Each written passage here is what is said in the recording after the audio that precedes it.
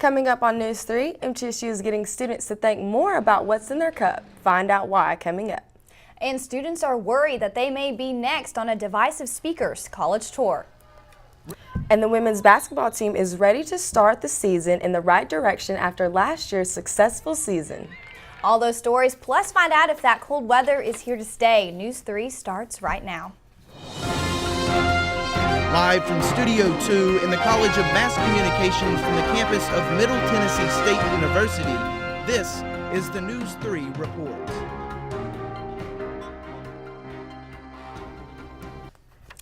Thank you for joining us this afternoon. I'm Emily Gibbons. And I'm Ebony Waters. Welcome to News 3. MTSU is taking action to get students to think before putting their lives in the hands of a steering wheel. This week, MTSU is hosting National Collegiate Alcohol Awareness Week. Students were stopped in the Student Union with information about drinking and also games for students to play to learn fun facts about alcohol consumption. MTSU police hosted a golf cart and goggles course to demonstrate the effects of drinking and driving. There will be a panel on Wednesday in the Student Union building to discuss more about the issue. The initiative to make sure that people are making proper choices, they're learning about the alcohol that they're consuming, and they're making sure that they are, really more cautious while they're consuming the alcohol. If you want feedback about your drinking patterns, Health Promotions has an assessment you can take at Alcohol eCheckup to go at MTSU. This weekend, White Lives Matter groups will be having a rally right here in Murfreesboro. The rally is expected to have a large turnout this Saturday, but not just of those who are in support of the movement. Many organizations here at MTSU and in the Murfreesboro community are planning to counter-protest. Downtown merchants are being advised to not open their businesses for the day because of the potential dangers. And Richard B. Spencer, a white nationalist, kicked out of his college speaking tour at the University of Florida on Thursday. Many people believe his views are racist and bigoted, but under the First Amendment, hate speech is protected, a legal precedent that many people don't agree with. Reporter Garrett Walker spoke with students to discuss what they would do if Spencer spoke here at MTSU. Thank you for coming. Following the events in Gainesville the past week, students are waiting to see if Spencer will visit MTSU in the near future. He does have the First Amendment right to come here. I would not go to that. While some wonder if he has the right to speak at all. I do, because at the end of the day, it's his freedom. I tend to lean that way, that hate speech shouldn't be protected because people are directly affected by hate messages, and it does have a negative impact that we wouldn't physically allow. No one really agrees with what he does. I still feel like he has the right to come to our campus and talk about it. Yet some universities, like Ohio State, have already blocked Spencer from speaking on their campus. So should MTSU take that same step? I wouldn't say you ban him, but I say if it's just getting out of control with things that he's saying, I would just say you probably want to get him off the stage. If a white nationalist comes, set up like a diversity celebration on the other side of town. Let the community come together and heal against the wounds that are going to be inflicted. Although some schools have requested Spencer, many more have denied him. MTSU is currently not on his tour. For News 3, I'm Garrett Walker. Now, despite Spencer not visiting campus, MTSU President Sidney McPhee urged students, faculty, and alumni to be safe over the weekend, with that White Lives Matter rally coming to town this Saturday. Well, you guys asked for, your wishes granted. Cool temperatures are here. Find out later while I talk about what you expect through the 7-day forecast, about the lows and the highs throughout the week, and also possible rain showers this afternoon as students are enjoying the day, but also be prepared for some just a little showers, just a few, and also a possible frost advisory coming up next. Still ahead on News 3, find out how one community center has become the site of an R-rated crime. And a Native American powwow was held here in Nashville. Stay tuned to learn some of the culture it brought to this city. That's coming up next on News 3. Over the weekend, a powwow in Nashville was hosted by Native Americans from all different nations. Though the event, more than 14,000 people experienced authentic traditions that have been passed down through several generations. For Native Americans, It's all about the details. I'm Chippewa Cree, and this is a medicine dress. This is a jingle dress, and so it's represents healing and wellness and good, healthy lifestyle. Each jingle is a tobacco can lid, which represents one idea from the culture of Jana's tribe. Dancing is another one. Healing, even to those, because when we dance, it's supposed to represent people that can't dance, people that can enjoy that connection with the drum and the song and the creator. For spectators, learning about the culture at the 3-day event has become a tradition in itself. I came here, I was a little kid, so I just thought it was interesting to see the people in costumes is what I saw. And then being older now, seeing it, I understand more of their culture. This powwow is hosted by the Native American Indian Association of Tennessee as a way to educate and share the culture of Native Americans. The powwow, which is a celebration of life and just the whole existence of being glad we're here, and give Native American communities an opportunity to find their community, to have a place where they can recognize what is familiar to them. Events like these don't happen many times a year, so for the Native Americans living in Tennessee, it's important for them to participate. It's an opportunity to just connect again back with my culture and my people and the prayer and the significance and the meaning of this dance. The president of the Native American Association of Tennessee told us they are currently working towards building a Circle of Life center for the nonprofit. To some people, it wouldn't be October without this festival. The annual Oktoberfest was the highlight of many people's weekends. 8 hours of complete fun and entertainment was here once again in Middle Tennessee. The free event was full of craft vendors for those exploring art, an antique car show for those who love classic cars, and plenty of food for all guests. To make it even more family-friendly, there were over a dozen games and inflatables for the kids. For many, it was a day to get out and enjoy some time with family and friends.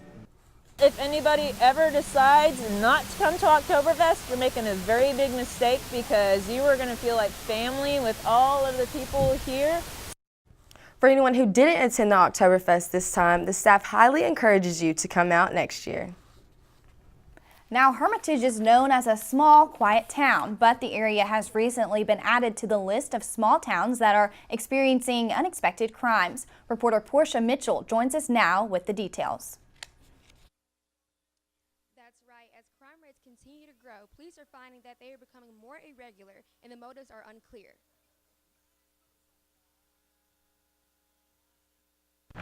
Hermitage Park is a public recreation center ran by Metro Board of Parks and Recreation. Local community members frequently use the facility for its outdoor park, yoga programs, and its after-school program for the youth. But what most patrons don't consider is the safety of their cars while in the parking lot. It was reported that several cars were vandalized while being parked and unattended at the park. The word porn was written on them in permanent marker. It wasn't more than just 2 miles down the road that a similar incident occurred at a condo complex. Although it is not known whether the two events are related, staff and community goers are surprised at this incident, being as though the Metro precinct is directly across the street. I'm a staff member here at Hermitage Community Center. I was actually working my shift when my car got vandalized. By the police precinct being across the street from the premises, I believe we should beef up more police officers around. My kids do congregate at the community center for their after-school program, and I think it's ridiculous that somebody would violate this parking lot with there being a police station right across the street. I do think that there needs to be better security for the center as far as security cameras, because obviously they don't care that the police station is directly across the street. So. Community members are hoping the vandalism was just a prank and not something more sinister. Metro Police Department gave a statement recently. They are currently working on installing all new video surveillance cameras on the property. Live from the SIM, I'm Portia Mitchell. Thanks, Portia. Suspects regarding the vandalism still have not been identified. To make Tennessee residents more excited about science, the Discovery Center decided to take science to the cornfield. Barrels of hay, a pig race, a corn cannon, and a pumpkin launcher, all the things to complete the first Tennessee STEM Festival at Beatty Farms on Saturday. The Pumpkin Chunkin' event was one of the many events happening from October 12th to the 22nd across Tennessee. MTSU also partnered with STEM to support the festival. You know, working in the chemistry department, I'm passionate about STEAM and science education, so it's fun to get out here and see my daughter, who's 3, sort of explore, you know, scientific things and get interested in them. So yeah, it's a lot of fun. All right, well, that's all I have. Thank you very much. Families gathered to enjoy the many fun but educational activities. The festival was created to raise awareness and build an interest in science, technology, art, and math. Well, that's a pretty neat event that happened there, but still ahead on News 3, find out how Middle Tennessee State has come up with a new way to help those hurricane victims. And are you smarter than an 8th grader? This year is Brianna's 2nd year participating in the Linguistics Olympiad. A Middle Tennessee student competition that some adults probably couldn't even figure out. All right, so the current conditions is 62 degrees. Stay tuned when I talk about these high winds and humidity coming up next.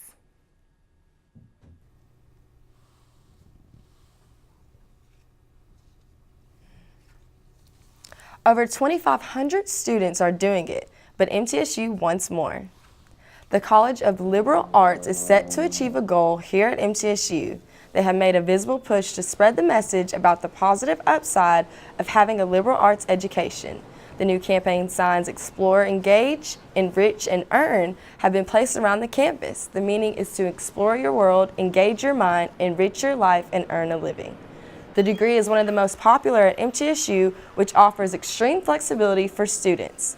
Their goal is to show you the right step to earn a fulfilling education. It's a whole nother field that you can unlock when you explore the history of liberal arts, how liberal arts affects us every day in ways that we don't even know. Well, if you'd like to learn more about a liberal arts degree, please visit Peck Hall. Now, MTSU has had many efforts on supporting victims this hurricane season.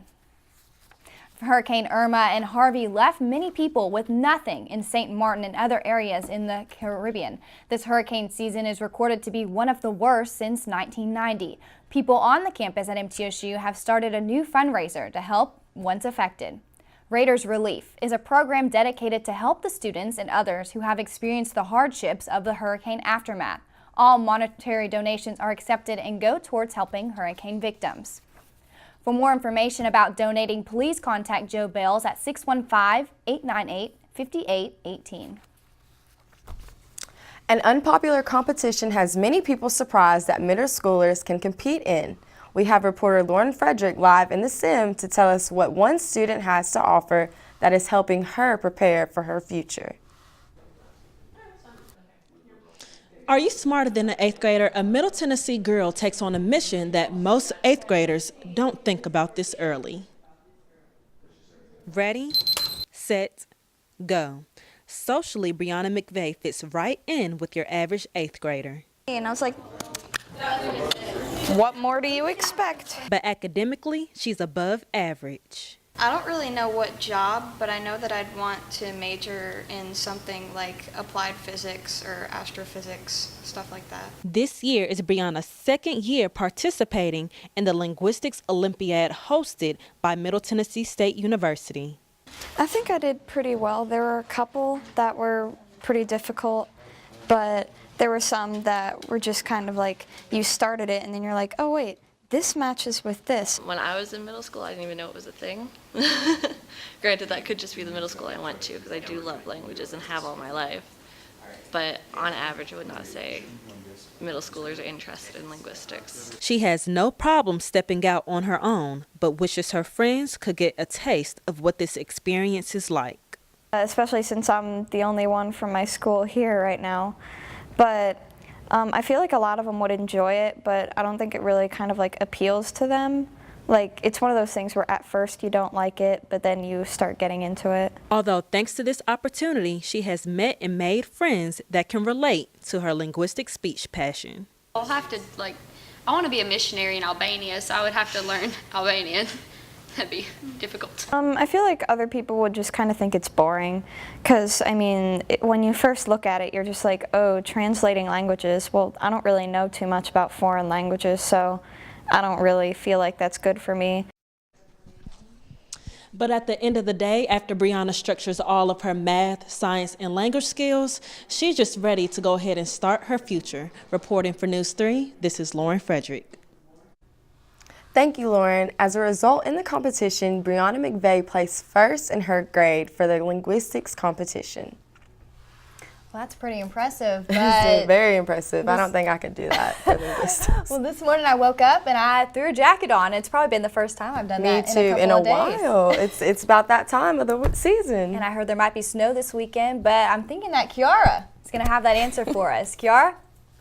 Yeah, guys, like I said before, you asked for it and it's here. The temperatures of low temperatures are finally here. Current conditions right now is 62 with a wind chill of 5 between 15 miles per hour. So the wind is kind of high as well. So make sure you're wearing a jacket because it's going to hit you while you're walking from the student union to Peck Hall.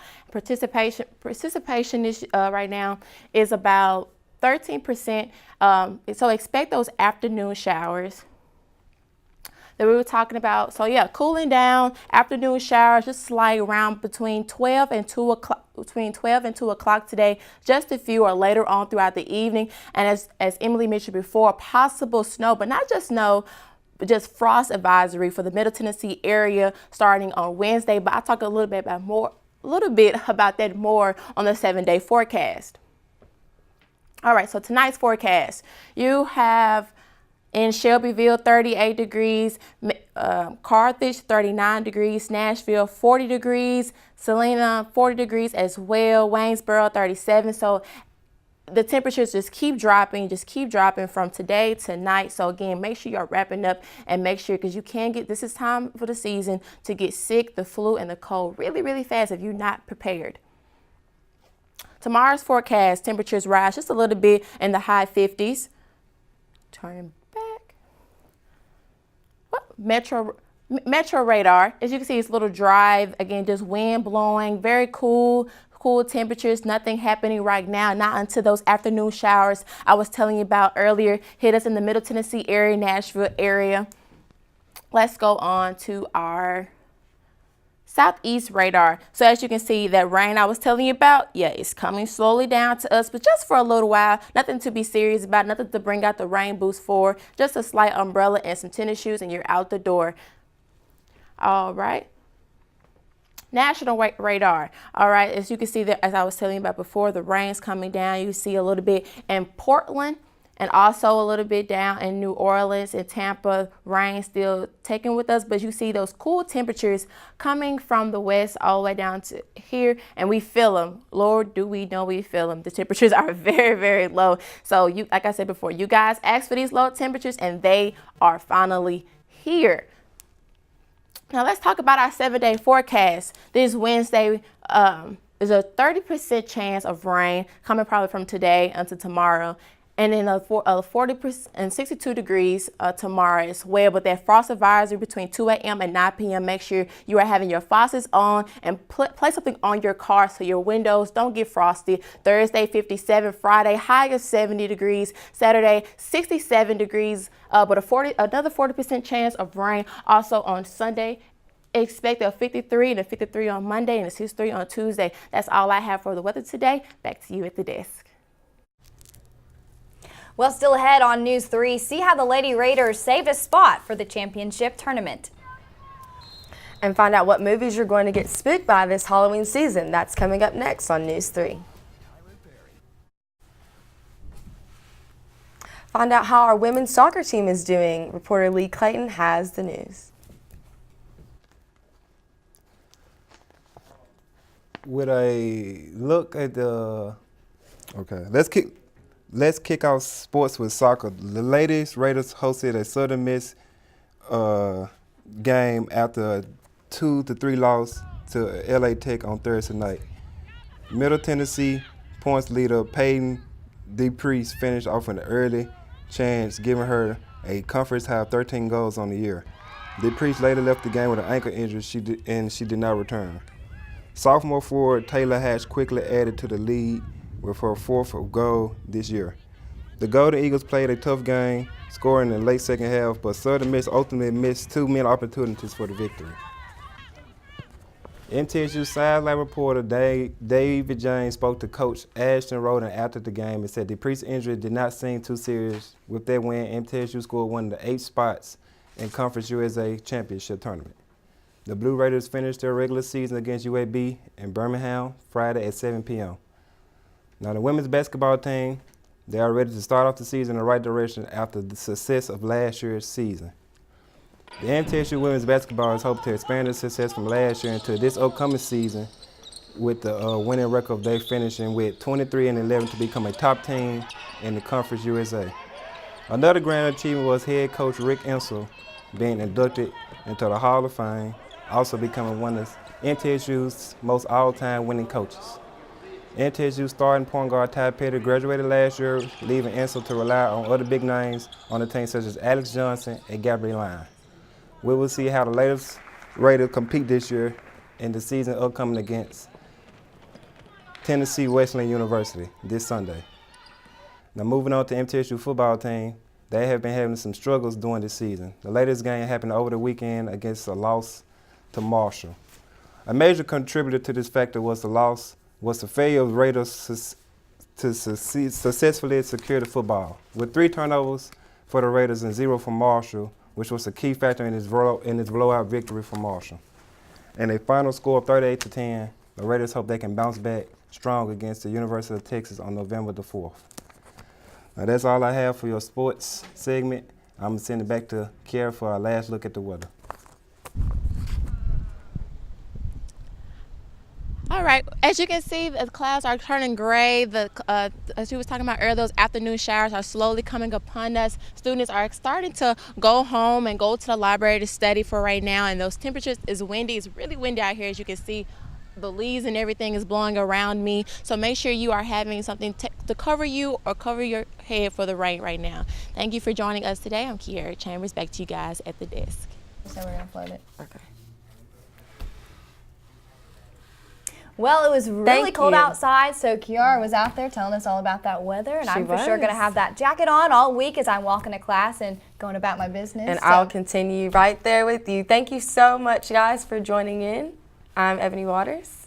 And I'm Emily Gibbons. Well, I actually thought that tip that Kiara gave us about putting that cover over your windshield so it doesn't frost this weekend, that was a pretty good tip right there. But once again, thank you for joining us this afternoon. I'm Emily Gibbons. And I'm Ebony Waters once again. Thank you for joining us for News 3.